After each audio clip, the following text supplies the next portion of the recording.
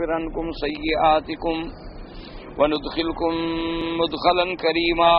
قال المؤلف والمفسر رحمه الله تعالى أدام النفع بعلومه وعلومكم في الدارين آمين إلى أن قال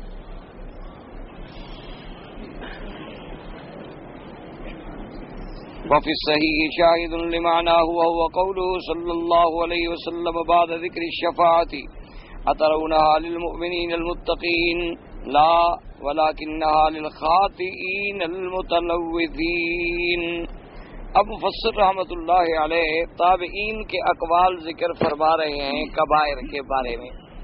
تو بہرحال یہ ثابت ہوا کہ کبائر جو ہیں ان کی تعداد بہت زیادہ ہے اور ان میں سے پھر ہر ایک کی الگ الگ اہمیت ہے.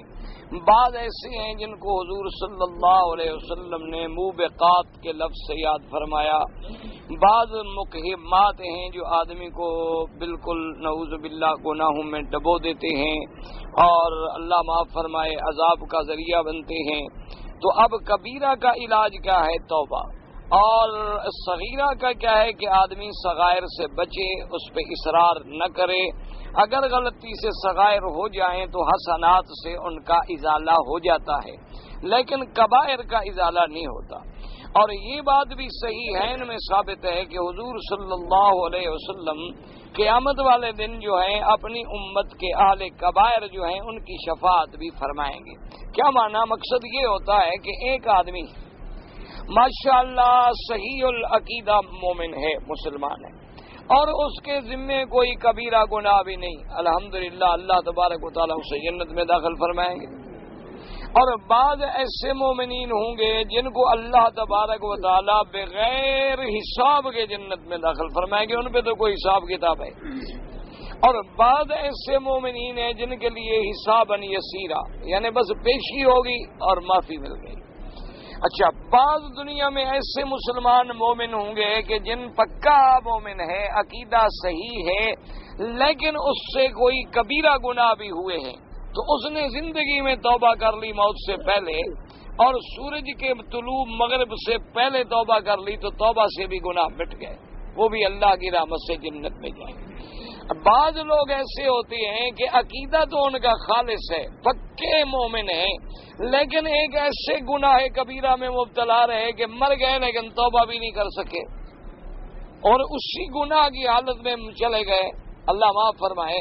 تو بہرحال ان کے لیے کیا ہے؟ ان کے لیے اللہ کی مشیت ہے، اللہ چاہے تو معاف فرما دے، اور اگر اللہ چاہے تو ان کو ان کے گناہوں کے مطابق جہنم میں سزا دیں، پھر ان کو جہنم سے نکالا جائے گا شفاعت محمد الرسول اللہ صلی اللہ علیہ وعلا آلہ واصحابہ وسلم تسلیما کثیرا کثیرا.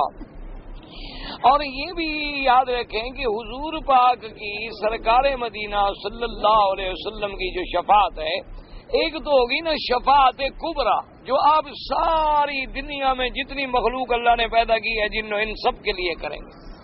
وہ تو شفاعت کبریٰ ہوگی کہ بھئی پیشی سماعت شروع ہو جائے، تمام انبیاء جواب دے دیں گے، تمام اللہ کے رسول علیہ الصلوۃ والسلام جواب دے دیں گے، لیکن آقا انعامدار صلی اللہ علیہ وسلم وہ شفاعت فرمائیں گے.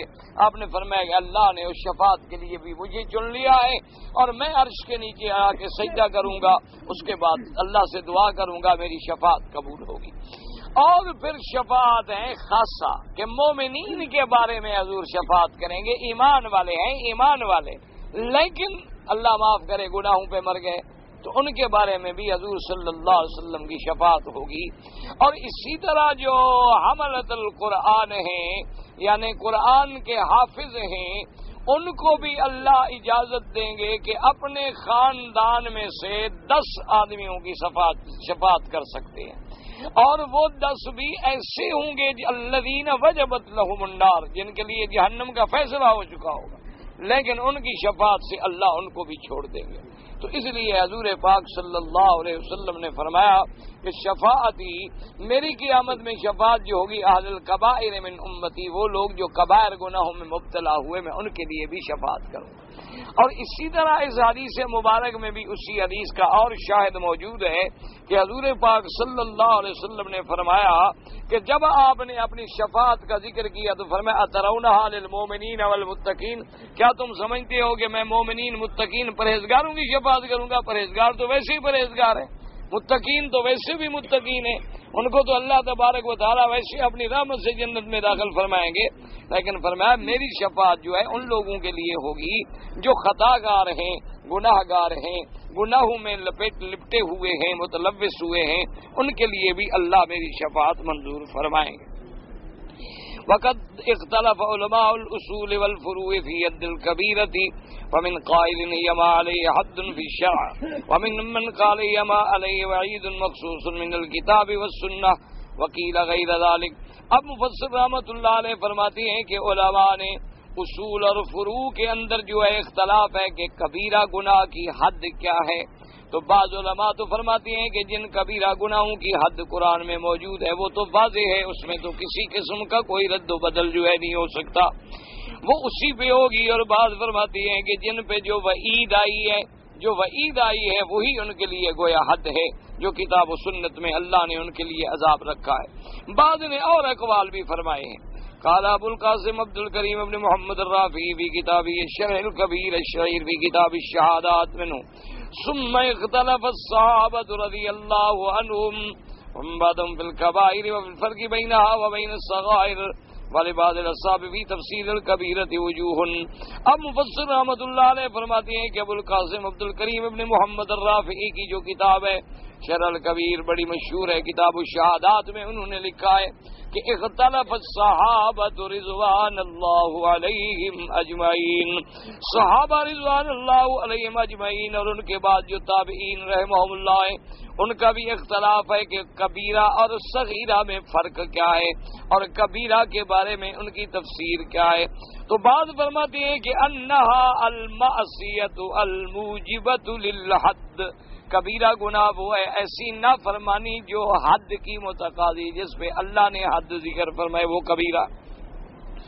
اور بعض علماء فرماتے ہیں انہا المعصیۃ التي يلحق صاحبها الوعيد الشديد بنص كتاب او سنة وهذا اكثر ما يوجد لهم والى الاول اميل لكن الثاني اوفق لما ذكروه عند تفسير الكبائر. ایک قول تو یہ ہو گیا کہ جس گناہ پر اللہ نے قرآن میں حد کا ذکر کیا ہے وہ گناہ کبیرہ. مثلا چوری پر حد ہے بھی ہاتھ کاٹ دو تو یہ چوری کرنا بھی کبیرہ. زنا پر حد ہے بھی 100 کوڑا یا رجم تو یہ بھی کبیرہ گناہ ہے. اسی طرح قتل ہے، یعنی جن پر اللہ نے قرآن میں حد کا ذکر کر دیا وہ کبیرہ، اور جس پر حد کا ذکر نہیں ہے وہ کبیرہ نہیں بلکہ صغیرہ.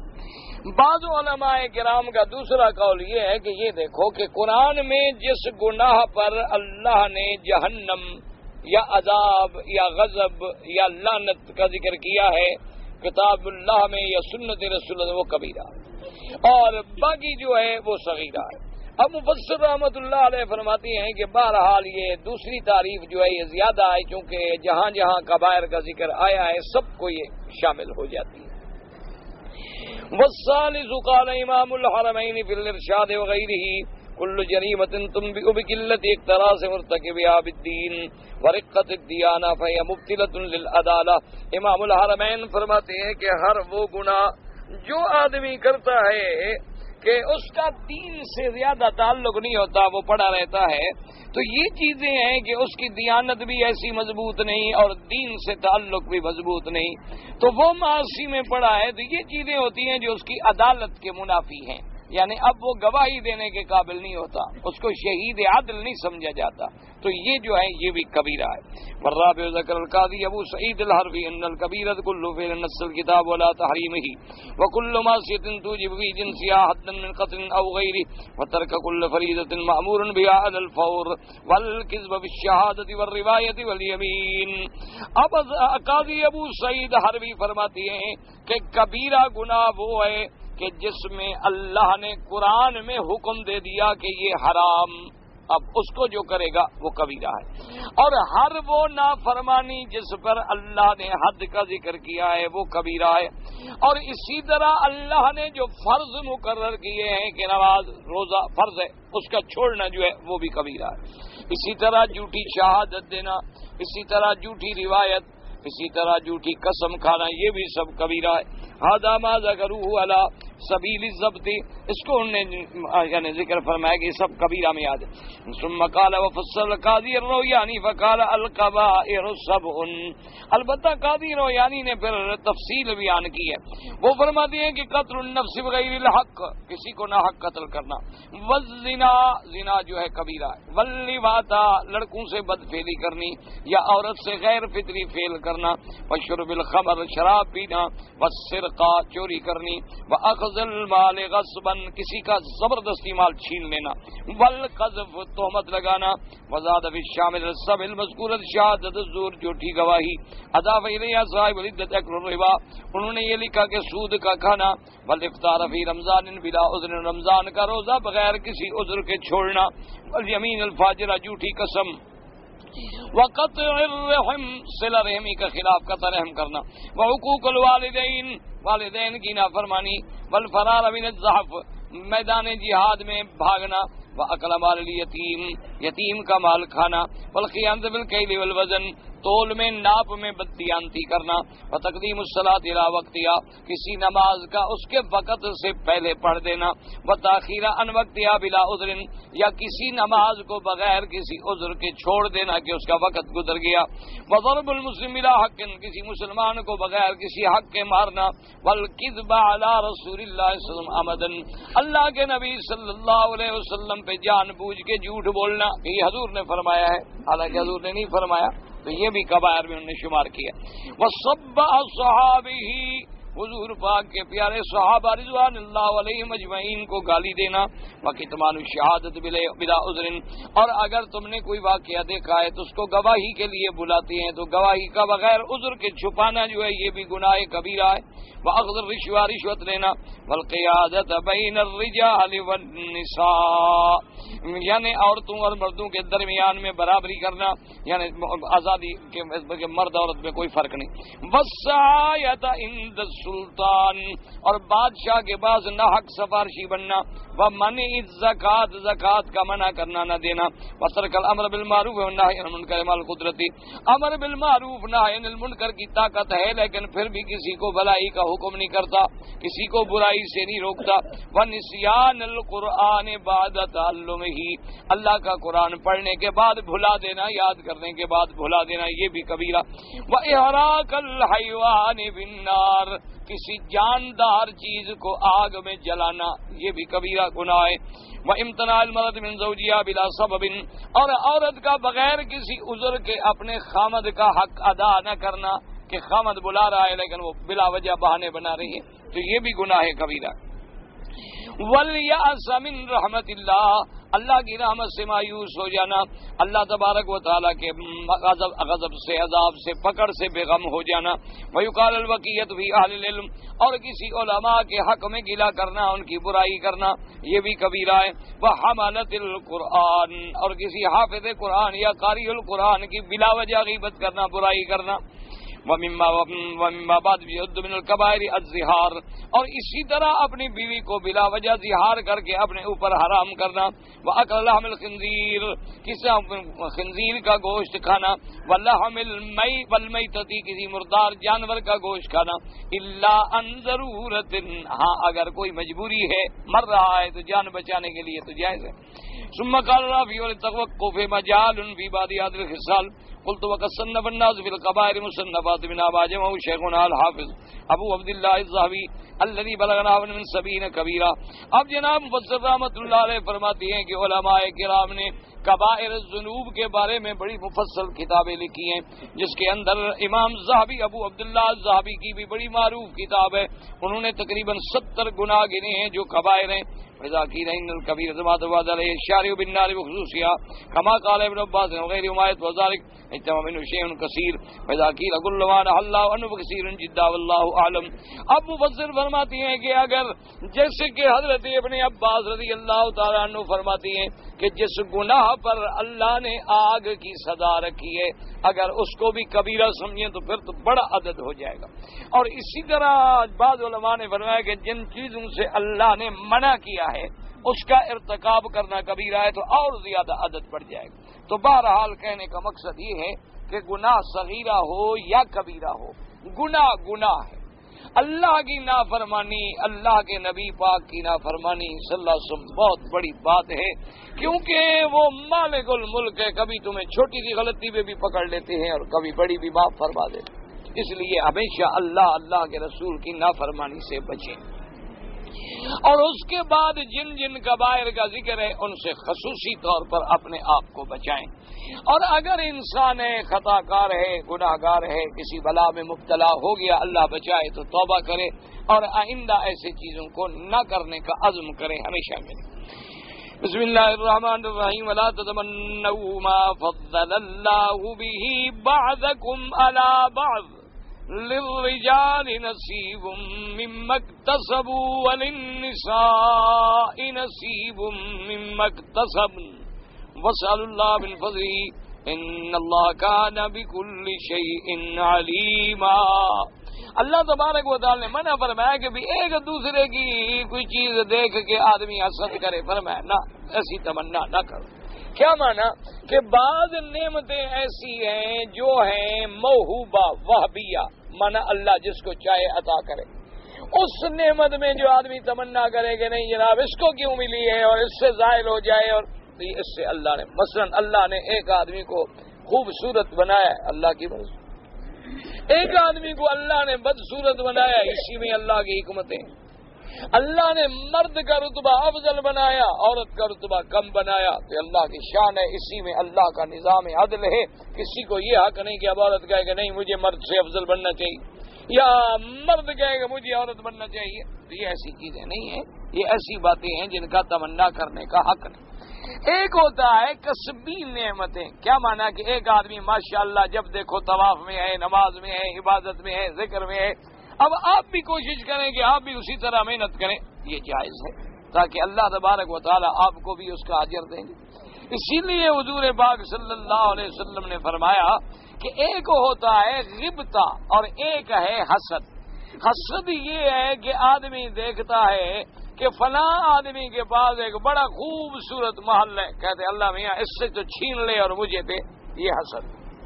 ایک ہوتا ہے غبطہ کہ کسی بھائی کا گھر دیکھا بڑا اچھا ہے کہ اچھا اللہ اس کو مبارک کر اور ہمیں بھی اپنے خزانے غیب سے عطا فرما، تو یہ ہے غبطہ. اسی طرح حضور نے فرمایا کہ اگر دیکھا جائے تو لا حسد الا فی اثنتین. دو شخصیتیں ہیں، دو کام ایسے ہیں کہ جن میں ایسی تمنا کر سکتے ہو. وہاں لفظ تو حسد ہے لیکن حقیقت مراد حسد نہیں ہوتا، مراد یہ ہے کہ غبطہ. ایک تو فرمایا کہ رجل آتاہ اللہ علما، ایک آدمی کو اللہ نے علم دیا ہے، وہ جناب پڑھا رہا ہے قرآن، حدیث، دعوت، تبلیغ، تقریر، امر بالمعروف، نہی عن المنکر، ہر وقت اللہ کے دین میں لگا ہوا. تو آدمی اس پر تمنا کرے کہ اللہ مجھے بھی علم دے تو میں بھی ایسا کروں. اور ایک فرمایا رجل آتاہ اللہ مالا، ایک آدمی ایسا ہے کہ اللہ نے اس کو بڑی دولت دی ہے لیکن وہ ہر وقت لٹا رہا ہے، کبھی صدقہ، کبھی خیرات، کبھی نفقات، مسکینوں کو، یتیموں کو، غریبوں کو. تو یہ بندہ تمنا کرے اللہ میاں جیسے تو نے اس کو مال دیا مجھے بھی دے، میں بھی تیرے رستے میں لٹاؤں. تو فرمائی ایسی تمنا تو جائز ہے. باقی بات یہ ہے کہ مرد جتنی محنت کریں اللہ ان کو بھی اجر دیں گے، عورتیں جتنی محنت کریں گی اللہ ان کو بھی اجر دیں گے. اللہ ثواب میں کسی کی کمی نہیں فرماتا. یعنی نماز ہے، روزہ ہے، حج ہے، زکوٰۃ ہے، اللہ کے راستے میں نفقات ہیں، خیرات ہیں، زکم صدقات ہیں. جو مرد کرے گا اللہ اس کو بھی پورا اجر دیں گے، عورت کرے گی اللہ اس کو بھی پورا اجر دیں گے. باقی جو اللہ نے مردوں کو ایک فضیلت بخشی ہے تو عورت کو یہ نہیں تمنا کرنی چاہیے کہ ان کو کیوں ملی اور ہمیں کیوں نہیں ملی. اس کا معنی یہ ہے کہ وہ اللہ کے فیصلے کو غلط سمجھتی ہے، حالانکہ اللہ نے جو بھی فیصلہ فرمایا ہے وہ عدل ہے اور انصاف. اسی لیے فرمایا کہ اللہ سے فضل مانگو، اللہ ہر چیز کے جاننے والے ہیں. انہوں نے جو فضیلت جس کو دی ہے اسی میں اس کی حکمت ہے.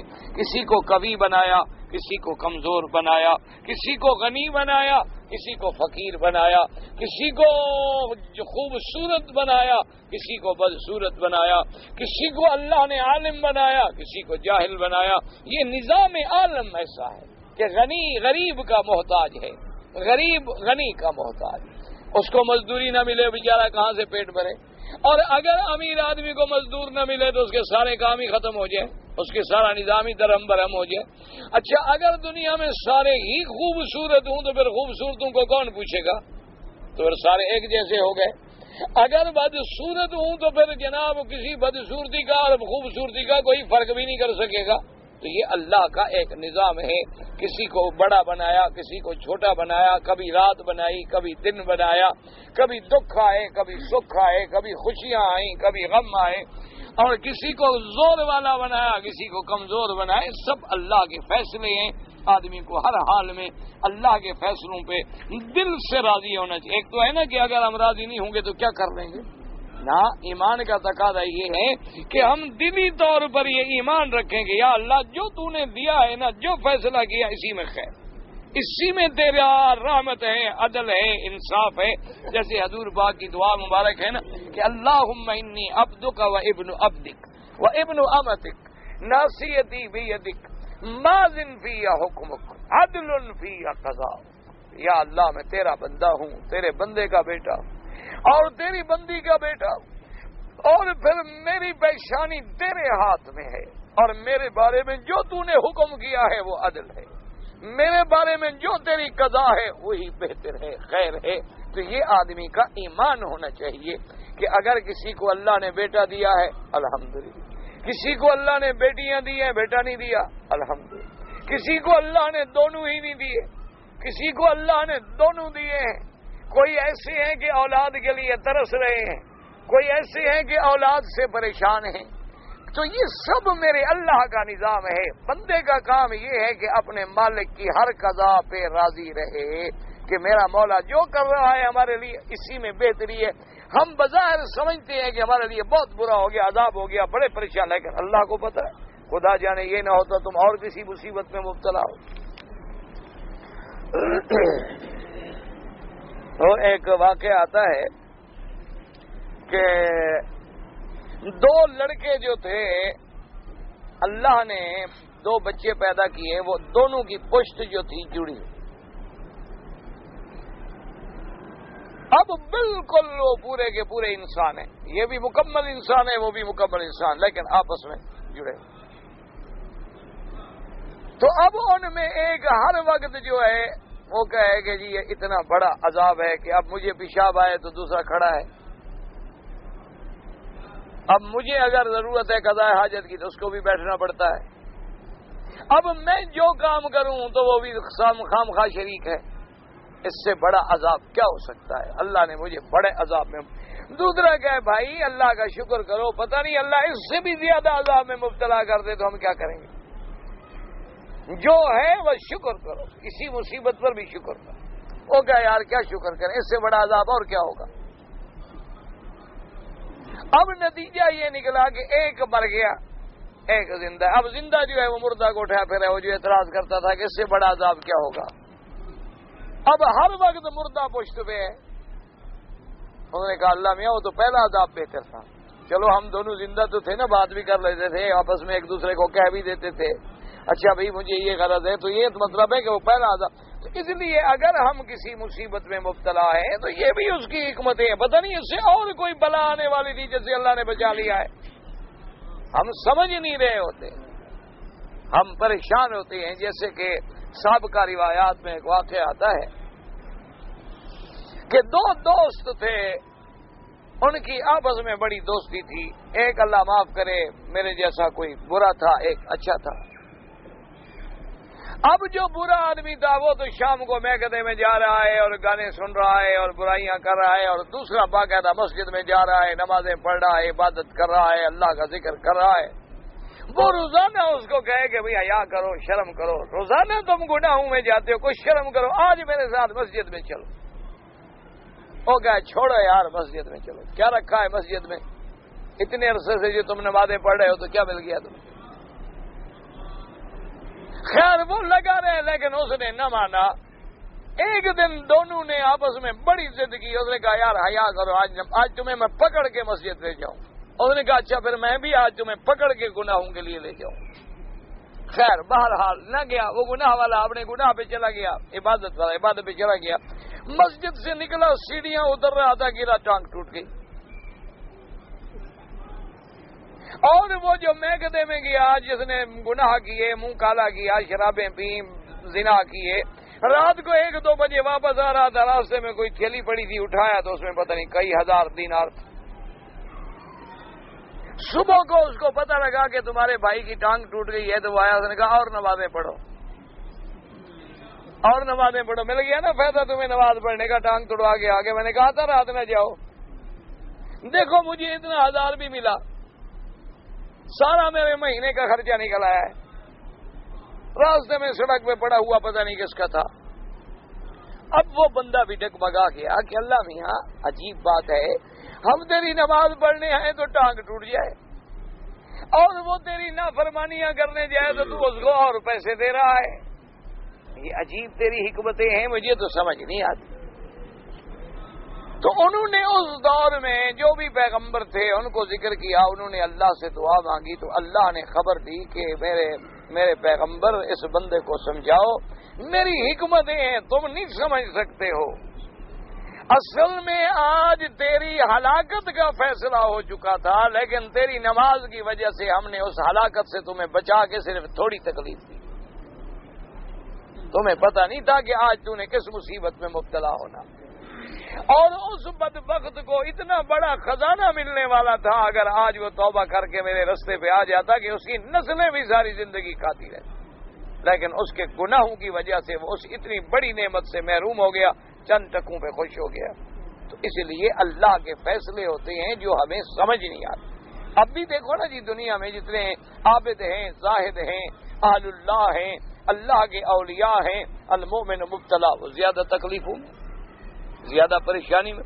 اسی لیے میرے آقا نے سرکار مدینہ صلی اللہ علیہ وسلم نے فرمایا کہ انی اوذیت فی سبیل اللہ, اللہ کے راستے میں جو مجھے تکلیفیں پہنچی ہیں کسی نبی کو نہیں پہنچی.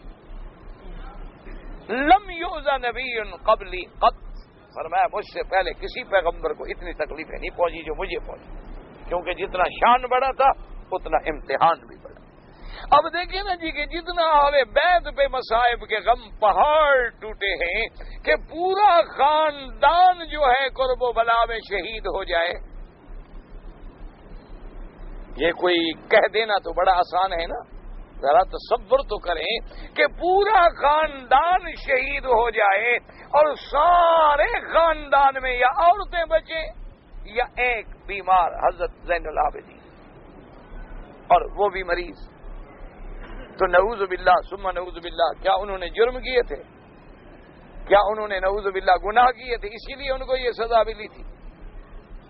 سیدنا یعقوب علیہ السلام اتنی عظیم مدت تک بیماری میں مبتلا ہو گئے, کیا نعوذ باللہ ان نے کوئی گناہ کیا تھا؟ اللہ کے نبی تو معصوم ہوتے, اللہ کے نبی تو پاک ہوتے. سیدنا یعقوب علیہ السلام مدتوں تک اپنے بیٹے کے فراق میں روتے رہے. تم تو پیروں سے تویز لکھ کے بیٹے مانگ لیتے ہو, یعقوب تو خود نبی ہے, اللہ کا پیغمبر ہے, لاکھ اولیاء, نبی کے ایک قدم کے برابر بھی نہیں ہو سکتے. لیکن بیٹا زندہ ہے, موجود ہے, دوسرے ملک میں ہے, لیکن نبی رو رہے ہیں, آنکھوں پہ سفیدی آ گئی, روتے روتے آپ کو داغ پڑ گئے, گھر والے بھی تنگ آ گئے کہ ہر وقت آپ ایک فکر میں ہیں, ہر وقت انک لفی ضلالک القدیم. تو لیکن اللہ کی شان امتحان. کیا نعوذ باللہ یعقوب علیہ السلام نے گناہ کیے تھے؟ اس وجہ سے ان پر عذاب آ گیا, پریشانی آ گئی, تکلیف آ گئی. اس لیے اصل میں کیا ہے کہ راضی رہو, راضی رہو ہر بات پہ کہ رضینا باللہ رب, مولا تیری ہر حکم پہ ہم راضی. اب دیکھو نا جی, ایک آدمی ہے سارا دن بیچارے صبح سے لے کر شام تک پتھر اٹھاتے ہیں, بعض لوگ بیچارے اپنا اینٹیں اٹھا کے مکانوں پہ پہنچاتے ہیں, بیچارے بتہا اٹھا کے مکانوں پہ پہنچاتے ہیں. کتنی محنت والا کام ہے, کہہ دینا تو سارے ایک بوری اٹھا کے جاؤ نا 5 منزلیں اوپر. سارا دن محنت کرنے کے بعد شام کو کیا ملیں گے؟ 100 ریال، 50 ریال، کسی کو 70 ریال، کسی کو 60 ریال. شام کو بیچارے تقسیم کریں گے. بھی 10 آدمیوں نے کام کیا، اچھا بھی تقسیم کرو. کیا اچھا کچھ مل گئے، کچھ لوگ ظالم مزدوری بھی کھا گئے. اب وہ غریب نہ مانگنے کے قابل ہے، کہاں جائیں، کیا کریں، لڑیں کیسے؟ مانگنے کا کوئی ضابط تو ہے نہیں، نہ کوئی قاعدہ ہے، نہ کوئی کنٹریکٹ ہے، نہ کوئی تحریر ہے، نہ کوئی بات ہے. پھر اکثر خود جو ہے وہ آپ بھی غیر قانونی ہے، مانگیں کیا؟ اچھا اس کے مقابلے میں ایک جاہل بیٹھا ہے جس کو انگوٹھا لگانا آتا ہے، دستخط کرنے بھی نہیں آتے، وہ ٹیلی فون کر رہا ہے، اچھا جی ہاں اتنا فلاں مال جو ہے 1 لاکھ من میرا ہو گیا، ریٹ کیا ہے جی 10 روپے من، ٹھیک ہے. 2 منٹ کے بعد ٹیلی فون آتا ہے کہ بھی فلاں چیز آپ کے پاس ہے، کتنے کی بیچو گے؟ 12 روپے. نے کہا اچھا میری ہو گئی. 2 لاکھ کما کے بیٹھ گیا. تو اب یہ تو اللہ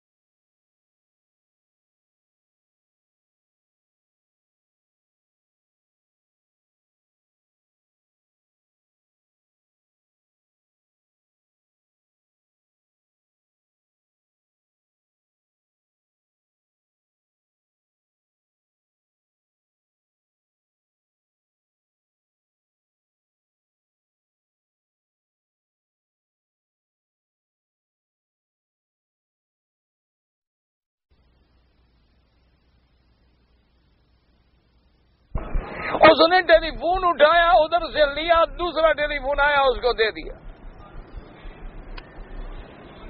یہ ایک اللہ کا نظام. میرا ایک دوست ہے، میں نے اس سے پوچھا، انہوں نے کہا کیا کام کرتے ہو؟ اس کے 2-3 ٹیلی فون پڑے تھے دفتر میں اور کرسیاں میں نے کہا کیا کام ہے؟ اس نے کہا جی کیا کام کرو؟ میں نے کہا بھائی اللہ کے بندے اتنے ٹیلی فون رکھے ہوئے ہیں، یہ وہ فلاں. اس نے کہا جی الحمدللہ کچھ نہیں، اللہ کی رحمت سے کبھی ایک دن میں 1 لاکھ بھی مل جاتا ہے، کبھی 50,000 مل جاتا ہے، کبھی 20. بھائی کیا مل جاتا ہے؟ اس نے کہا جی بس ادھر سے لیتے ہیں ادھر سے دے دیتے ہیں. یہ آپ کے بیٹھے بیٹھے ٹیلی فون آئے گے، ہمیں فلاں چیز چاہیے، مجھے پتا ہے کہ یہ چیز فلاں جگہ پڑی ہے، میں اس کو ٹیلی فون کروں گا، ہاں بھائی مجھے 1000 بوری چاہیے چینی کی، کتنے ریٹ ہے؟ اتنے ہے. اس کو میں نے کہا ٹھیک ہے ابھی میں ٹرک بھجوا رہا ہوں، پیمنٹ کرو. مال ان کا ہے، ادھر جا رہے ہیں، ہماری صرف یہ بس ٹیلی فون پہ معلومات ہیں یا دلالی. بیٹھے بیٹھے لاکھوں روپے بھی ہم کما لیتے ہیں اور خرچہ کوئی بھی نہیں، 1 ریال بھی نہیں لگ رہا. 1 روپے صرف کیا ہے؟ اعتماد ہے کہ اگلے لوگوں کو یہ پتا ہے کہ جو شخص نے زبان کر دی ہے بس ہو گیا سودا، گھاٹا آئے گا لیکن یہ پھرے گا نہیں. اس اعتماد پہ کام چل رہا ہے.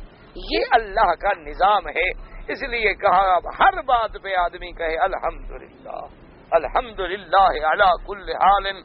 اللہ نے ہمیں غریب بنایا تو الحمدللہ، کسی کو غنی بنایا تو الحمدللہ. اللہ نعمتیں دے دے تو الحمدللہ، لے لے تو الحمدللہ. کبھی یہ ہوتا ہے کہ ہم پر عذاب یا مصیبتیں یا بلائیں آتی ہیں ہمارے گناہوں کی وجہ سے، اور کبھی یہ ہوتا ہے کہ اللہ والوں پہ آتی ہیں ان کے درجات کو بلند کرنے کے. اللہ ان کے درجات، ان پر مصیبتیں بھیجتے ہیں، وہ صبر کرتے ہیں اور اللہ درجات بلند کرتے ہیں. اب بندے کا کام کیا ہے؟ ہر حال میں سرے تسلیم خم ہے کہ جو مزاج یار میں آئے، مولا جو تیرا فیصلہ، آمنا باللہ آمنا باللہ، ہم تیری ہر فیصلے پہ راضی ہیں. نؤمن بالقدر خیرہ وشرہ من اللہ تعالی والبعث بعد الموت. اللہ تیری تقدیر کے ہر فیصلے پہ راضی. اس لیے ہمیشہ، اور صرف راضی ایک ہوتا ہے راضی کے، نہ راضی ہوں گے تو کیا کر لیں گے؟ اس بات کو یاد رکھا کرو. ایک آدمی کو چلو بیٹا نہ ملے، وہ کہا جی میں راضی ہوں، نہ جو راضی ہو تو کیا کرے گا؟ بیٹا خود بنا لے گا. یہ راضی ہونا نہیں ہے. راضی ہے کہ بالکل ہر حال پہ خوش ہے. ایوب علیہ السلام کے اولاد ختم ہو گئی، مال ختم ہو گیا، کہا الحمدللہ اللہ تیرا شکر، تو نے لے لیا ہے، تیرا شکر ہے. اب ہم اور تیری یاد میں فارغ ہو گئے. جتنا ٹائم بچوں کے لیے لگاتے تھے وہ بھی اب تیری یاد میں لگا. یہ راضی نہیں ہوتے. ایک آدمی کو ذرا تکلیف ہو جائے، کہتے چھوڑو یار آج نماز پڑھنے نہیں جاتے، کل بھی نماز پڑھنے گئے تھے تکلیف ہو گئی. تو یہ راضی ہے؟ یہ تو منکر خدا ہے. یہ تو اللہ کا باغی ہے کہ کبھی خیر سے بھی شر آتا ہے. یاد رکھو کبھی نماز خیر ہے, خیر سے شر کیوں ملے؟ خیر خیر ہے. اصل کیا ہے کہ پھر شیطان ہمیں معلوم کرتا ہے کہ اس ذکر سے بھی جائے, نماز سے بھی جائے, اللہ کے نام سے بھی جائے. تو اس لیے فرمایا ولا تتمنوا ما فضل اللہ به بعضکم علی بعض, کہ بالکل ایسی باتوں کی تمنا نہ کرو. اللہ نے اگر کسی کو فضیلت دی ہے تو اس کے حق میں اس کا شان ہے. قال الامام احمد حدثنا سفیان نبی نجیح مجاہد قال قالت ام سلمة رضی اللہ تعالی عنہ یا رسول اللہ صلی اللہ علیہ وسلم یغزو الرجال ولا نغزو ولنا نصف الميراث فانزل اللہ تعالی ولا تتمنوا ما فضل اللہ به بعضکم علی بعض. بی بی ام سلمہ رضی اللہ تعالیٰ عنہ نے عرض کیا کہ یا رسول اللہ صلی اللہ علیہ وسلم, مردوں کو اللہ نے غازی بنایا, جہاد کرتے ہیں, شہید ہو جائیں تو سبحان اللہ, زندہ رہیں تو غازی, اور پھر ان کو باقاعدہ سہم بھی ملے گا, مال غنیمت بھی ملے گا. اور اسی طرح ان کو میراث بھی ہم سے دگنا ملتا ہے. ہم عورتیں جہاد سے بھی محروم ہیں اور میراث بھی ہمیں آدھا ملتا ہے. اللہ نے حکم دیا کہ میرے مدنی صلی اللہ علیہ وسلم آپ فرما دیں کہ ہرگز تمنا نہ کرو جس کو اللہ نے افضل بنایا حکمتیں, جس کو اللہ نے زیادہ حصہ دیا میراث میں حکمتیں ہیں. اللہ کی حکمتیں ہیں, اللہ کے فیصلوں پہ کبھی دل میں غلط خیالات نہ لاؤ. اصل میں بی بی سلمہ کا بھی اعتراض نہیں تھا رضی اللہ عنہا, مقصد تھا کہ جب دل میں ایک الجھن آئی, سوال آیا, تو اللہ کے نبی کے سامنے رکھ دیا اور اللہ نے قرآن نازل کر دیا جو قیامت تک پورے بندوں کے لیے ہدایت کا ذریعہ بن گئے. باقی اللہ تبارک و تعالیٰ کی حکمت ہے, اگر ساری دنیا میں مرد عورتیں جہاد میں چلی جائیں تو نسل ہی ختم ہو جائے. یہ اللہ کا شان ہے. اللہ نے عورتوں کو محفوظ رکھا تاکہ توالد اور تناسل کا جو سلسلہ ہے وہ قائم رہے. اسی طرح اگر اللہ نے عورت کو نصف المیراث دیا ہے تو ذمہ داری بھی تو نصف ہے نا. مرد پہ ماں باپ کی بھی ذمہ داری ہے, اس کے بعد اپنے بیوی بچوں کی بھی ذمہ داری ہے. عورت جب تک بچی ہے, شادی نہیں ہے تو ماں باپ کے ذمہ خرچہ ہے. شادی ہو گئی تو خامد کے ذمہ خرچہ بھی ہے, نفقہ بھی ہے, سکنا بھی ہے. تو اللہ نے سب کو اتنا حصہ دیا ہے جتنا ذمہ داری دی ہے. اب یہ تو نہیں کام کرو تم 8 گھنٹے اور پیسے لو 16 گھنٹے کے, یہ تو مانگنے والا کا بے وقوفی ہے نا. جتنی ڈیوٹی کرو گے اتنی تنخواہ لو گے. جو اوور ٹائم لگائے گا تو اس کو اوور ٹائم ملے گا, جو اوور ٹائم نہیں کر رہا تو اس کو اوور ٹائم کیوں ملے. تو مرد کی ذمہ داریاں زیادہ ہیں تو اللہ. اچھا ابھی مرد کو جی مال غنیمت ملتا ہے لیکن جان بھی تو دیتا ہے نا. مال غنیمت ملتا ہے, زخم بھی تو کھاتا ہے. مال غنیمت ملتا ہے تو بیچارہ گھوڑوں پہ تو گر جاتا ہے, تلواریں بھی تو کھاتا ہے, ٹکڑے بھی تو ہو جاتا ہے. تو اللہ نے جو فیصلے کیے ہیں وہ عدل ہیں اور انصاف. اس لیے فرمایا رواہ الترمذی عن ابن ابی عمر عن سفیان عن ابن ابی نجیح عن مجاہد بن سلمہ رضی اللہ تعالی عنہ انها قالت قلت یا رسول اللہ صلی اللہ علیہ وسلم فذكره وقال غریب ورواہ بعضهم عن ابن ابی نجیح عن مجاہد بن سلمہ قال یا رسول اللہ فذكره وراء الميات والنجرين والمرضى والحاكم والمستضعفين حديث صحيح عن ابن ابي نجيح عن مجاهد قال قالت ام سلمة رضي الله تعالى عنها يا رسول الله صلى الله عليه وسلم لا نقاتل ونستجهد ولا نقطع الميراث فنزلت الآية ثم انزل الله تعالى اني لا اضيع عمل عامل منكم من ذكر او انثى. اللہ کسی کا عمل ضائع نہیں کرتے, مرد ہو یا عورت, جو بھی عمل صالح کریں گے اللہ سب کو ثواب برابر عطا فرماتے ہیں. اس لیے دیکھیں کسی مقام پہ اللہ نے سب کا برابر ذکر کیا. ان المسلمین والمسلمات والمؤمنین والمؤمنات والقانتین والقانتات, سب برابر. یہ نہیں کہ تم روزہ رکھو تو تمہیں ثواب زیادہ ملے, عورت کو نہیں ملے گا. تم نماز پڑھو تمہیں زیادہ ملے, عورت کو نہیں ملے گا. اللہ سب کو دیں گے. باقی موہبی وہبی نعمتیں ہیں, اللہ کسی کو زیادہ دیں کسی کو کم دیں تو یہ اس کی حکمتیں ہیں. اس میں آدمی کو بلا وجہ تمنا اور حسد میں مبتلا نہیں ہونا چاہیے. ثم قال ابن ابي حاتم وقد روى سفيان بن عيينة عن ابن ابي نجيح بهذا اللفظ روى عن القطان وكيع بن الجراح الثوري عن ابن نجيح عن مجاهد عن ام سلمة رضي الله تعالى عنها قالت قلت يا رسول الله صلى الله عليه وسلم مقاتل بن حيان وقسم بن ذلك رواه مسلم بن حديث ابن جريج عن ابن مجاهد انما قال انزلت فی ام سلمۃ وقال عبد الرزاق غلام بن شیخ من اہل مکہ قال نزلت هذه الآية في قول النساء ليتنا الرجال فنجاهد كما يجاهدون ونغزو في سبيل الله عز وجل کہ بعض عورتوں نے یہ کہا کہ کاش ہم بھی مردوں کی طرح ہوتی، ہم بھی جہاد کرتی، یعنی ان کا جذبہ بھی نیک تھا۔ آج کی عورتوں کا جذبہ نہیں تھا جو کہتی ہیں ہم مردوں کی طرح ہوں، یعنی جیسے مرد پھرتے ہیں ہم بھی پھریں، جیسے وہ آزاد ہیں ہم بھی آزاد، جیسے وہ کرکٹ کھیلتے ہیں ہم بھی کھیلیں، وہ فٹ بال کھیلتے ہیں ہم بھی کھیلیں، وہ جہاز چلاتے ہیں ہم بھی چلائیں، وہ جناب باہر جا کے اپنا سیر سفر کرتے ہیں ہم بھی کریں، وہ جناب کپڑے نہیں پہنتے ہم بھی نہ پہنیں۔ یہ نہیں، ان کی تو تمنا پھر بھی جہاد کی تھی کہ اللہ مردوں کے لیے جہاد ہے، ہمارے لیے ہم بھی جہاد کرتے شہید ہو جاتے، ہمیں بھی یہ ثواب ملتا۔ ان کی تو تمنائیں نیک تھیں، صالح تھیں۔ آج کی عورت جو ہے اس کی تو نہ تمنائیں نیک ہیں نہ ارادے نیک ہیں، یہ تو آزادی مانگتی ہیں، پتہ نہیں ان کی آزادی کا مراد کیا ہے، ہمیں تو سمجھ نہیں آئی ہے، اور کیا آزادی چاہتی ہے اور ان کی آزادی کہاں تک پہنچے گی۔ اللہ تبارک و تعالیٰ معاف فرمائے، اللہ تبارک و تعالیٰ معاف فرمائے اور ہر مسلمان کا گھرانہ محفوظ رکھے۔ وقال ابن میاد حدثنا احمد بن القاسم عطیہ قال حدثني احمد بن عبد الرحمن قال حدثني ابي قال حدثنا اشرف جعفر عن ابن المغيرة عن سعيد بن جبير ان ابن عباس رضی اللہ تعالی عنہ فی الآیہ قال اتت امرأة الى النبي صلی اللہ علیہ وسلم قالت یا رسول اللہ صلی اللہ علیہ وسلم مثل حد الانثیین وشہادت امرأتین برجل ونحن في العمل هكذا ان فرض امرأة كتب حسنة فانزل الله هذه الآية ولا تتمنوا الآية فإنه عدلي مني وأنا صنعته۔ اب جناب فرماتی ہیں کہ ایک عورت نے آ کے یہ پوچھا کہ ہم عورتوں کو حصہ بھی کب ملتا ہے، اور ایک عورت جو ہے اس کی شہادت بھی پوری نہیں بلکہ دو عورتوں کی شہادت ایک مرد کے برابر ہے، اور حالانکہ ہم کام میں یہ کام کرتی ہیں یہ کام کرتی ہیں اور پھر ہمیں نیکی بھی کم ملے گی ثواب بھی کم ملے گا۔ اللہ نے فرمایا کہ یہ تمنائیں نہ کرو، یہ میرا عدل ہے، میرا انصاف ہے اور میں نے کیا ہے، اس میں حکمتیں ہیں، کسی کو اعتراض کا حق نہیں۔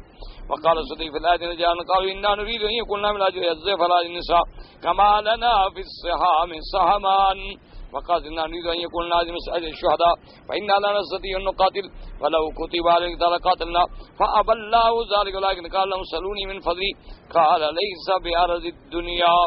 اب جناب بعض روایات میں آتا ہے کہ بعض مردوں نے یہ بھی کہا کہ ہم یہ چاہتے ہیں کہ ہمیں جیسے اللہ نے میراث میں بھی حصہ زیادہ دیا ہمیں ثواب بھی عورتوں سے ڈبل ملے، ثواب بھی ہمیں زیادہ ملے۔ عورتوں نے کہا کہ ہم بھی چاہتی ہیں کہ اللہ ہمیں جہاد کا حکم دے اور ہم بھی قتال کریں، شہیدوں غازی بنے، ہمیں بھی اجر ملے۔ اللہ پاک نے حکم دیا کہ نہیں، ایسی کوئی تمنا نہ کریں ہرگز، بلکہ سب کو چاہیے کہ وہ مجھ سے میرا فضل مانگے۔ وقت یہ معمولی دنیا کی چیزیں جو ہیں، یہ تو معمولی چیز ہے۔ وقت وان قضا ذلك وقال لي ترن بعد قال من رجل يقول ليت لو ان لي مال فلان واهله۔ اللہ نے فرمایا کہ ہرگز خبردار یہ نہ کہو کہ یا اس کا مال مجھے ملے، اس کا حال اس کی بیوی خوبصورت ہے مجھے ملتی۔ فنهى الله عن ذلك ولكن يسأل الله من فضله۔ وقال محمد بن سيرين وذاكنا وهذا فهو الظاهر آية لا يرد على هذا ما صف الصحيح لا حسد إلا في اثنتين رجل آتاه الله مالا فسلطه على هلكته بالحق۔ آدمی کو اللہ نے مال دیا اور اس کو توفیق دی کہ وہ اللہ کے راستوں میں اپنے مال کو لٹا رہا ہے، خیراتیں کر رہا ہے، صدقات کر رہا ہے۔ فَيَقُولُ رَجُلٍ لَوْ أَنَّ لِي مِثْلَ مَالِ فُلَانٍ لَعَمِلْتُ مِثْلَهُ فَهُمَا فِي الْأَجْرِ سَوَاءٌ، تاکہ مجھے ملے تو میں بھی ایسا کروں، اللہ اس کو بھی اجر دیتی ہیں۔ فَإِنَّ هَذَا شَيْءٌ غَيْرَ مَنَاطٍ رَايَا، اس کو اللہ نے منع نہیں کیا، وہ تو ہے کہ بلا وجہ زوال نعمت کی تمنا نہ کرے۔ اگر کہ اللہ میاں جیسے اس کو تو نے مال دیا پھر اپنے رستے میں لٹانے کی توفیق دی، مجھے بھی دو، تو اللہ تبارک و تعالیٰ اس کو بھی برابر کا ثواب۔ دیکھو نا جی، ایک آدمی خیرات کرتا ہے 1000 ریال، ایک آدمی صرف اس کو دلالت کر رہا ہے، کہہ رہا ہے کہ بھائی یہ مدرسہ بہت اچھا ہے، یتیم خانہ بہت اچھا ہے، یہ واقعی مسکین لوگ ہیں، ان کی مدد کرو، اس دلالت کرنے والے کو بھی اللہ پورا ثواب دے دیتے ہیں۔ حالانکہ اس نے خرچ تو کچھ بھی نہیں کیا. تو اس لیے اللہ تبارک و تعالیٰ کے ہاں عدل ہے، انصاف ہے، اس کا ہر فیصلہ جو ہے وہ حق ہے. اور اس کے بعد جناب یہ بھی فرمایا ان وذلك ان الحديث حظ لا تمني مثل ذلك بل آیت نہت ان تمنی عین نعمت هذا ولا تتمنوا ما، یعنی حدیث تو کہتے کہ اس جیسی مانگے، یہ نہ کہے کہ یہ عین نعمت اس کے بجائے مجھے مل جائے، اس سے چھن جائے. اس سے قرآن نے منع کیا کہ یہ تمنا کر کے اس کو نہ ملے مجھے ملے، اس کی بیوی خوبصورت یہ مر جائے مجھے ملے، یہ نہیں. کہتے ہیں فی الامور الدنیا وقتادینی علیہ حدیث میں صدر بعد وہاں کدا کہتا ہے نبی ربان نزلت فی النحی ان تمنی مال فلان وفی تمنی النساء یکن رجالا فیغضون رواه ابن جرير ثم قال للرجال نصیب مما اکتسبوا وللنساء نصیب مما اکتسبن اے کل له جزاء لا امری بحسبی ان خیرا فخیر. اللہ نے فرمایا مرد ہو یا عورت جو عمل کریں گے اس کے بدلہ ان کو برابر ملے گا. عمل اچھے کریں گے تو بدلہ بھی اچھا، برے کریں گے تو بدلہ بھی برا. هذا قول الجری وکیل المراد ذلك المیراث اے کل یرث بحسبه. اللہ نے جس کو میراث میں جتنا حصہ دیا ہے اسی کا عدل ہے، انصاف ہے، وہ اسی کے مطابق حقدار ہے. رواه الوابلی عن عباس بن مالك بايسهم فقال واسأل الله من فضله لا تتمنوا ما فضلنا ببعض على بعض فإن هذا أمر محتوم أي أن التمني لا يدع شيئا ولكن سلوني من فضيلاتكم إني كريم وهاب. وقد روى الترمذي المرتوى من حديث حماد بن واقد بن سعيد بن إسحاق بن الأحوص عن عبد الله بن مسعود رضي الله تعالى عنه قال قال رسول الله صلى الله عليه وسلم من فضله فإن الله يحب أن يسأل. اللہ پاک فرماتی ہیں کہ مجھ سے میرا فضل مانگو. اللہ پاک خوش ہوتے ہیں جب بندہ اس سے مانگتا ہے. دعا مانگیں کہ اللہ ہم سب پر بھی اپنی رحمت نازل فرمائے، ہمارے خاندانوں پہ بھی اپنی رحمت نازل فرمائے، مصائب سے، گناہوں سے، بلاؤں سے بچائے. وَإِنَّ أَفْضَلَ الْعِبَادَةِ انتظار الفرج. یہ بھی بہت بڑی افضل عبادت ہے کہ اللہ پاک سے رحمت کی اور کھل جانے کی، مشقتیں ٹل جانے کی امید رکھے، انتظار کرے کہ بھی مشقت ہے اللہ کھولے، مصیبت اللہ رفع کریں.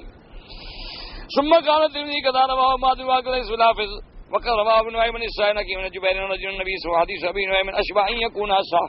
وكذا رواه ابن مردوي من حديث وكيع عن اسرائيل.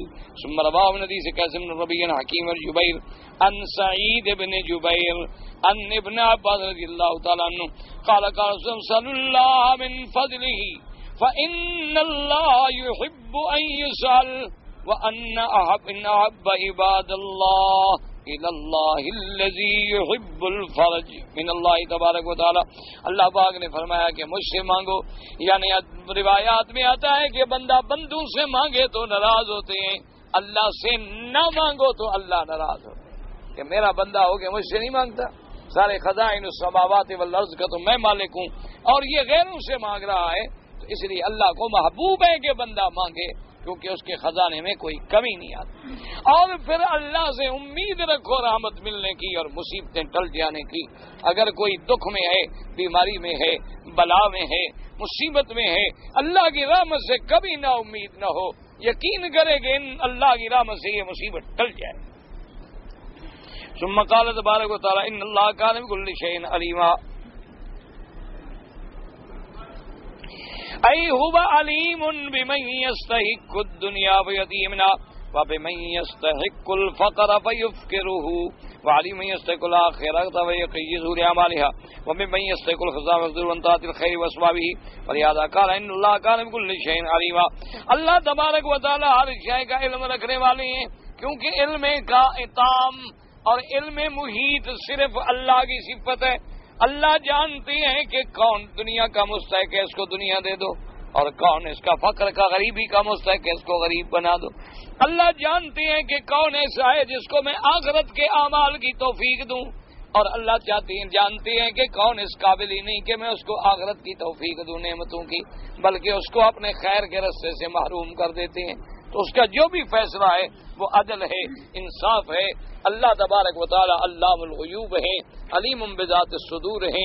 اس کا علم جو ہے وہ ساری کائنات کے ذرے ذرے کو محیط ہے. اگر اللہ نے کسی کو غنی بنایا ہے تو اس میں بھی حکمتیں ہیں، اللہ نے کسی کو فقیر بنایا اس میں بھی حکمتیں ہیں.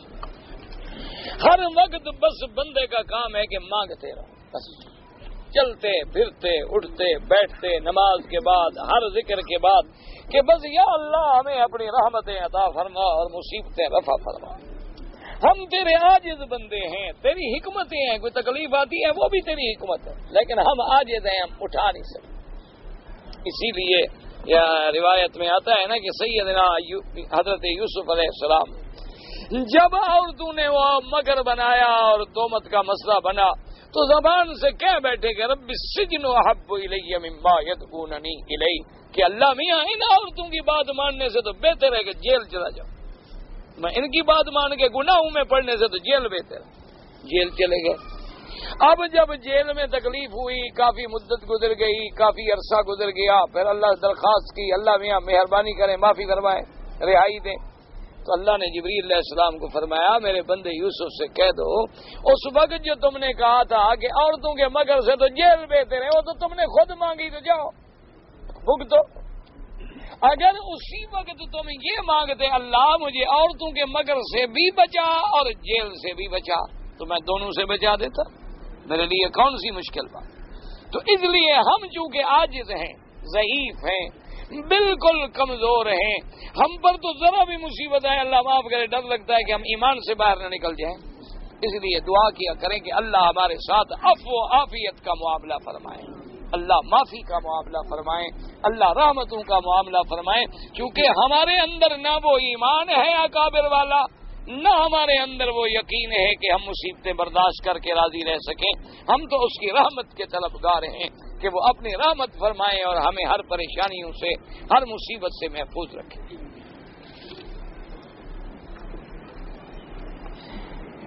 کہتے ہیں جی کہ بعض لوگ جو ہیں اپنے دانتوں پر سونے چاندی کا خول چڑھا لیتے ہیں. سنا ہے کہ وضو نہیں ہوتا یا غسل نہیں ہوتا، یہ بات ٹھیک نہیں ہے. بہرحال مسئلہ یہ ہے کہ اگر دانت ٹوٹ جائے تو پورا دانت نیا سونے کا لگوائیں تب بھی جائز ہے، اور اگر اس پر کوئی خول چڑھایا جائے تب بھی جائز ہے، کوئی منع نہیں. لیکن بہتر یہ ہوتا ہے کہ بلا وجہ ایسی چیزیں نہ استعمال کی جائیں. ہاں اگر ضرورت ہے، کوئی اس کا دانت خراب ہے، کوئی داغ ہے، حل کوئی نہیں، اور سونے کے علاوہ باقی دانت جو ہے وہ منہ میں بدبو پیدا کرتی ہے، اس لیے بہرحال سونے کا دانت لگانا بھی جائز ہے، خول چڑھانا بھی جائز ہے، اور وضو بھی ہوتا ہے، غسل بھی ہوتا ہے، کوئی فرق نہیں.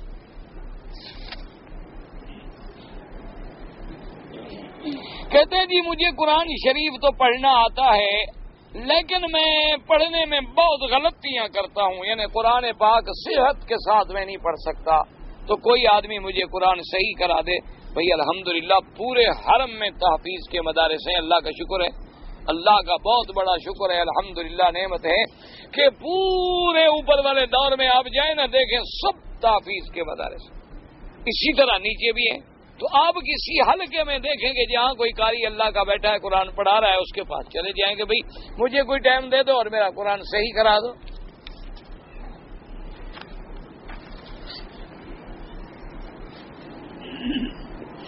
میں نے 5 حج بھی کیے، عمرے بھی کیے، لیکن بال نہیں کٹائے ماشاءاللہ. اچھا جی پتہ نہیں آگے کیا لکھا ہے، 2 دم ریے پیے، پتہ نہیں کیا ہے. بہرحال 2 دم، اصل بات یہ ہے کہ ہر حج کے لیے الگ دم، یہ تھوڑا ہے کہ 2 جتنی غلطی کی. بہرحال اگر کوئی تھوڑے بہت بھی کٹائے تھے تو کوئی نہ کوئی گنجائش تو امام شافعی رحمۃ اللہ علیہ کے نزدیک نکلتی ہے بچنے کی. لیکن تم نے بالکل ہی نہیں کٹائے تو پہلے تو بال بھی کٹواؤ اور اس کے بعد دم بھی ادا کرو ہر حج کا، ہر عمرے کا. اگر کسی آدمی نے یہاں مکے میں رہتے ہوئے اپنے گھر میں سے احرام باندھ لیا، پھر مسجد عائشہ گیا رضی اللہ عنہا، وہاں جا کے 2 رکعت پڑھی، نیت کر کے آ گیا، ٹھیک ہے. چادریں باندھنے کا نام احرام نہیں ہوتا، یاد رکھو. 2 چادریں باندھنی تو احرام تھوڑا ہو گیا ہے. تو جوگی تو پھر سارا سال باندھے رکھتے ہیں، وہ ہر وقت کوئی احرام میں. احرام کا معنی ہی یہ ہوتا ہے جب تم نیت کرو گے اور لبیک پڑھو گے تو اب تم پر احرام کی پابندیاں شروع ہو جائیں گی. تو اب چاہے وہاں چادریں باندھو یا یہاں چادریں باندھو، لیکن بہرحال نیت کرنے کے لیے حد حرم سے باہر جانا ہوگا.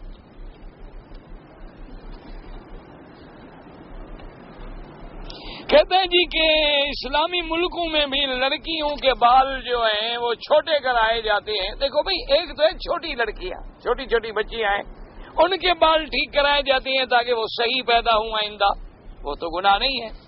ایک ہے جو فیشن کے طور پہ لڑکیاں بال کٹواتی ہیں، اپنے چہرے کے مطابق بال بنواتی ہیں، یا مردوں کی شکل میں بال بنواتی ہیں، یا مختلف اشکال میں بال بنواتی ہیں. اس پر اللہ کے نبی نے لعنت بھیجی. اللہ تبارک و تعالی نے ایسی عورتوں پہ لعنت بھیجی ہے جو اپنے بال کٹواتی ہیں اپنے سنگار کو اور اپنے چہرے کی زیب و زینت کو بڑھانے کے لیے.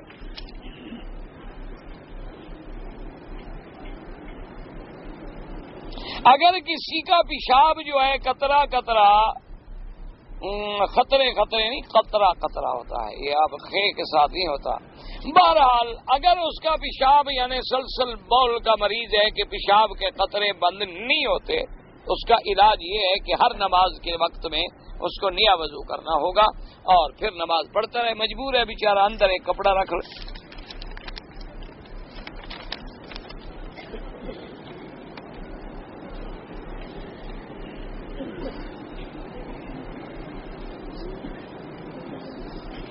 ایک اپنا آدمی نے 7 مہینے ایک لڑکی سے زنا کیا، اللہ معاف کرے. اس کے بعد مذکورہ لڑکی سے اس کا نکاح ہو گیا، شادی ہو گئی. شادی کرنے سے قبل اس کو حمل ہو چکا تھا. اس کے بعد لڑکا پیدا ہوا، وہ لڑکا ماشاءاللہ عالم بن گیا. اس کے پیچھے نماز جائز ہے، کیوں نہ جائز ہے؟ لڑکے کا کیا قصور ہے؟ قصور اس کے باپ نے کیا تھا، سزا تم لڑکے کو دینا چاہتے ہو. وہ تو علماء نے ایک مسئلہ لکھا ہے کہ اگر کوئی شخص ولد الزنا ہے، معروف ہے کہ یہ زنا سے پیدا ہوا ہے، یعنی کوئی آدمی اگر ایسا ہے کہ وہ ولد الزنا کی حیثیت سے معروف ہے، تو ایسے بندے کو امام نہ بناؤ، کیونکہ ایسے لوگوں کے بارے میں لوگوں کے دلوں میں نفرت ہوتی ہے کہ یہ تو زنا کا لڑکا ہے یار، زانیہ کا اولاد ہے. تو جب دل میں نفرت ہوگی تو ایسے بندے کو امام نہ بنایا جائے. باقی اگر اللہ کے نزدیک اس کا قصور تو کوئی نہیں ہے، اور پھر اس کا تو چلو نکاح بھی ہو گیا، جان چھوٹی.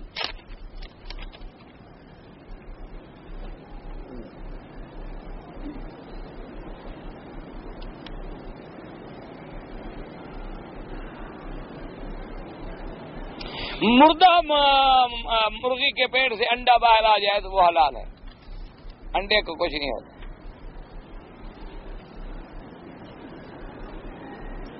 کہتے ہیں جی جو لوگ ٹیلی فون پر نکاح کر چکے ہیں، اللہ خیر کرے، بہرحال وہ دوبارہ زبانی کلامی بھی کہتے ہیں، بس ختم ہو گئی بات، تاکہ تسلی ہو جائے. اور دوسری بات یہ بھی ہے کہ جب ٹیلی فون پہ نکاح ہوا، بیوی بھی آ گئی، اس نے مان لیا کہ واقعی میرا یہ نکاح ٹھیک ہے، بات کھری ہوگی، پھر بھی ٹھیک ہو گیا. لیکن آئندہ ایسی بات نہ کیا کریں کہ ٹیلی فون پہ آواز بدل سکتی ہے، اور ٹیلی فون پر آواز پہچاننا بہت مشکل ہوتا ہے. تو کہیں غلطی نہ ہو، بڑا آسان حل ہے. ایک کاغذ پہ خط لکھیں کہ میں نے اپنے باپ کو، چچا کو، بھائی کو، فلاں دوست کو میں اپنا وکیل شرعی بناتا ہوں، اس کو میں حق دیتا ہوں کہ وہ جا کر میرا نکاح کر دے. بس ایک خط لکھ دیں، کسی عدالت میں جانے کی بھی ضرورت نہیں. 2 گواہ دستخط کر دیں، گھر بھیج دو، وہ آدمی جا کے تمہارا نکاح کر دے. جو ہو گئے ٹیلی فون پہ نکاح، انہوں نے آگے عورتوں نے اس ایجاب قبول کو صحیح سمجھا تو تیرے گھر آئی نا، تو وہ تو انشاءاللہ ہو گیا، خیر مہر ہے.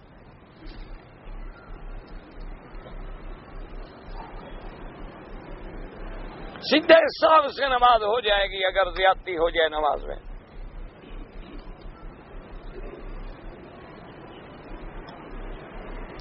ایک آدمی کو میں نے پاکستان پیسے بھیجنے کے لیے دیے ہیں، ابھی وہ آدمی کہتا ہے کہ آپ نے پیسے نہیں دیے اور قسم کھانے پر بھی تیار ہے. اب کیا کروں؟ تم نے پیسے دیے ہیں، سب سے پہلی بات شریعت کا حکم یہ ہے کہ تم ثابت کرو، تم گواہ دو کہ تم نے واقعی پیسے دیے ہیں. اگر تم ثابت نہ کر سکو تو پھر اس کی قسم پہ تمہیں یقین کرنا پڑے گا. وہ جھوٹی قسم کھائے گا تو قیامت میں پکڑا جائے گا. جھوٹی قسم کھانا کو مذاق تو نہیں ہوتی. اللہ تبارک و تعالیٰ معاف کرے. دنیا میں تو 2-4 دن گزر جائیں گے لیکن اللہ تو پکڑیں گے نا. میرے ایک دوست تھے، ہائی کورٹ کے جج تھے، بیچارے شہید ہو گئے، اللہ ان کی قبر پہ رحمت کرے. تو ان نے ایک آدمی آیا، کوئی تھانے دار تھا شاید، اس نے آ کر ایک گواہی دی کہ یہ آدمی جو ہے مجرم ہے اور بات بھی قتل کی تھی.